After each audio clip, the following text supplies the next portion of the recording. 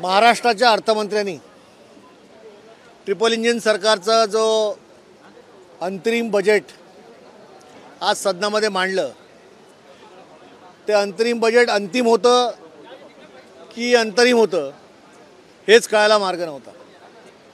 मागच्या पानावरून पुढच्या पानावर अशी अर्थसंकल्पाची परिस्थिती आहे। लोकसभेच्या निवडणुका डोळ्यासमोर ठेवून मागच्या अर्थसंकल्पातल्या घोषणा जशाच्या तशा पुढच्या पानावर मांडण्याचा प्रयत्न केलेला आहे।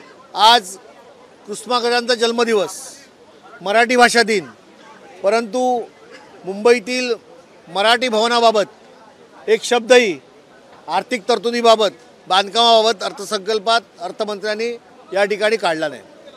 नाना शंकर शेठ जे मुंबईचे आद्य विकासक, त्यांच्या स्मारकाला पैसे देण्याची मागणी मुंबईकर करतायत, त्याबद्दल अर्थसंकल्पात कोणतीही तरतूद नाही।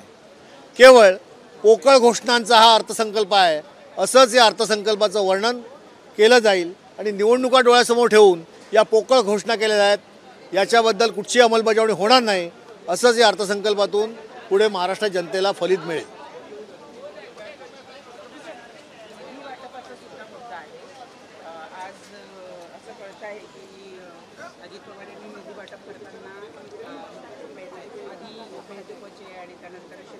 असं आहे की या सरकारमध्ये लोकशाहीला धरून कोणती गोष्ट केली जातच नाही। यामुळे केवळ सत्ता पक्षाचे आमदार आहेत त्यांनाच निधी दिला जातो, विरोधी पक्षाच्या आमदारांना त्या ठिकाणी डावललं जातं।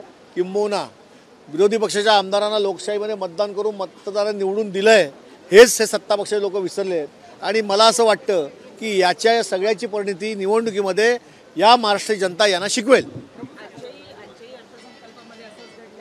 आजच्याही अर्थसंकल्पात केवळ निवडणूक डोळ्यासमोर ठेवून पोकळ घोषणा आहेत। मागच्या पानावरून पुढच्या पानावर जायचं, घोषणा करायच्या आणि महाराष्ट्राच्या जनतेला फसवणूक करायची, असाच हा अर्थसंकल्प आहे।